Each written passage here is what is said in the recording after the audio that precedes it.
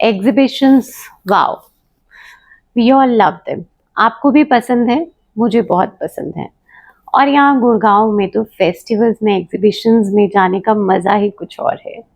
तो हमारी आज की स्टोरी भी इसी एग्जीबिशन से रिलेटेड है। जी हाँ, आपने सही सुना। Welcome to my YouTube channel fertility talks with Purnima. और आज की सीरीज है होप स्टोरीज विद पूर्णिमा, एक नए अंदाज में।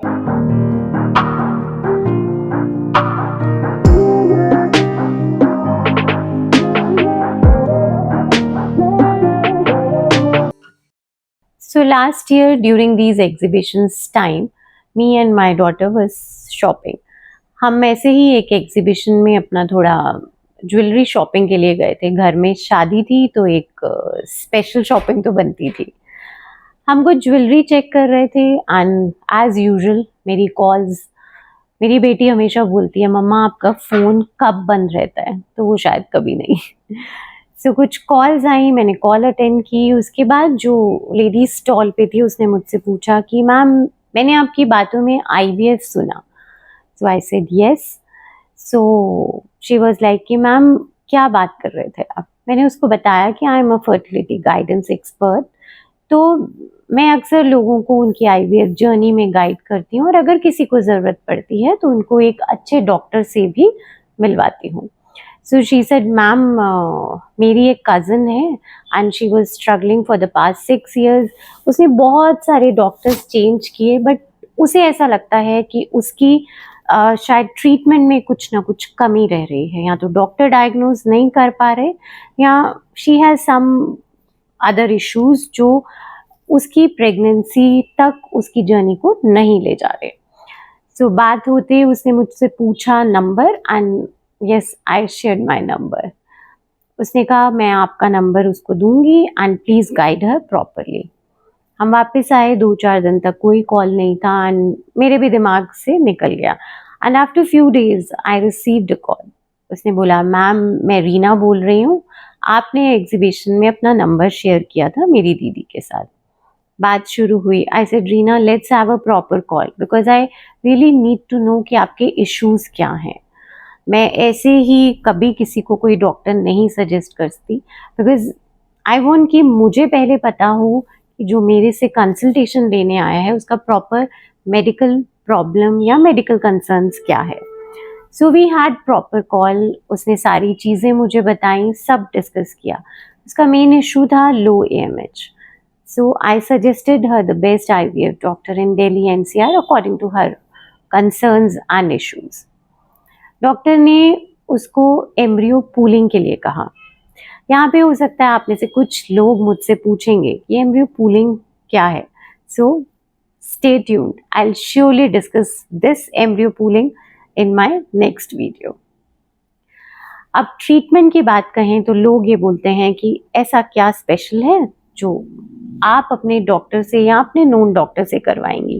तो ट्रीटमेंट में कुछ स्पेशल नहीं है, बस इतना ही कि आई मेक श्योर मैं आपको जिस भी डॉक्टर के पास भेजूं वो डॉक्टर जेन्युइन हो, कोई भी आपके अननेसेसरी टेस्ट ना हो, आपको फालतू खर्चा ना हो, जो भी हो सब सामने हो, no hidden cost, no extra procedures. कई बार हम इन टेस्ट में, अल्ट्रासाउंड में, अलग अलग प्रोसीजर्स में फंसते चले जाते हैं और हमें समझ ही नहीं आती कि हमारा ट्रीटमेंट हुआ तो क्या हुआ।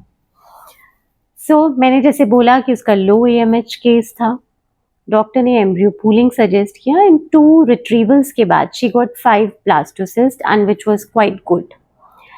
लेकिन ट्रांसफ़र से पहले वो थोड़ा ब्रेक लेना चाहती थी क्योंकि आप तो जानते होंगे कि ये हॉर्मोन्स के इंजेक्शंस जो हैं वो कई बार हमें बहुत इमोशनली ड्रेन्ड आउट कर लेते हैं। हम हर छोटी बात पे गुस्सा होना, चिड़चिड़ापन, this is a common. And अगर आप एम्ब्रियो पूलिंग पे जाते हैं, आई मीन टू से कि आपका सक्सेसिव रिट्रीवल्स होते हैं तो कई बार वाटर रिटेंशन की वजह से आपकी बॉडी फूल जाती है, आप वेट गेन कर लेते हैं। तो डॉक्टर्स हमेशा ये बोलते हैं और सजेस्ट भी करते हैं कि you should take a proper break before going for embryo transfer. तो मैंने रीना को सजेस्ट किया and Reena was okay with that because उसका कुछ family functions and everything was there. So she said ki let me wait for those functions to finish and then I'll go for embryo transfer. ये बात है last year Navratri की. Transfer के लिए बस मैंने उससे एक ही सजेशन दिया. मैंने बोला रीना मेक श्योर कि आपका वेट और ना बढ़े, बिकॉज़ ऐसा नहीं है कि जो ओवरवेट हैं, वज़न ज़्यादा हो गया, वो प्रेग्नेंट नहीं होते. This is not the fact. The thing is that when we are going for embryo transfer, we have to keep a check on our weight, because overweight होना हमारे embryo implantation को impact कर सकता है. It's like कर सकता है. So better to be on safer side. Reena ने वो सारी चीज़ें, सारे इंस्ट्रक्शंस बहुत अच्छे से फॉलो किए and she was in regular touch with the doctor, because अक्सर ऐसा होता है कि हम कई बार अपने ट्रीटमेंट को लेके बहुत इमोशनल हो जाते हैं. कुछ ऐसी चीज़ें, कुछ ऐसी बातें, लाइक अक्सर लोग बोलते हैं कि मैम ये दिन अच्छे नहीं हैं, पंडित जी ने बोला है इसमें ट्रांसफ़र नहीं लेना. उसके साथ भी कुछ ऐसा था. तो मैंने बोला ठीक है, जब भी तुम्हारा प्लान हो, बट मेक श्योर कि आप एटलीस्ट 2 मंथ्स पहले डॉक्टर को इन्फॉर्म कर दीजिए, so that doctor can also make a plan accordingly. Reena ने ट्रांसफ़र लिया और मुझे नवरात्रों में ही रीना का कॉल आया और उसने बोला ma'am yes it's positive. I was like कि ओ गॉड, पूरा 1 साल हम पिछले नवरात्रि में शुरू हुए थे और इस साल नवरात्रि तक आते आते हमें पॉजिटिव न्यूज़ मिली. बट जर्नी लंबी है, बट मुश्किल नहीं है. रीना की पॉजिटिव न्यूज़ आते ही मैंने सोचा कि आप लोगों से क्यों ना ये शेयर करूं. सबसे ज़रूरी बात, whenever you are selecting a doctor, make sure कि आप डॉक्टर विजिट ज़रूर करें. हम लोग सोचते हैं गूगल सर्च, गूगल रिव्यूज़ या किसी ने बताया, बट हो सकता है कि आपको वहाँ विज़िट करने के बाद कुछ समझ ना आए या यू फील कि नहीं ये डॉक्टर मेरे लिए ठीक नहीं है.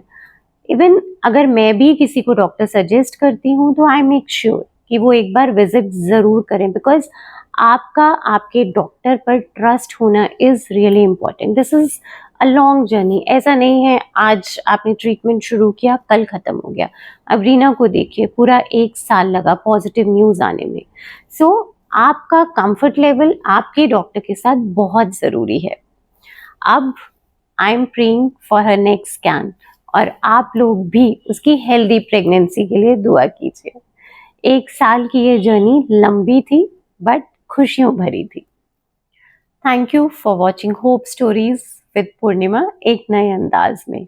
मैं आपकी fertility guidance expert, adoption counsellor और लाइफ कोच.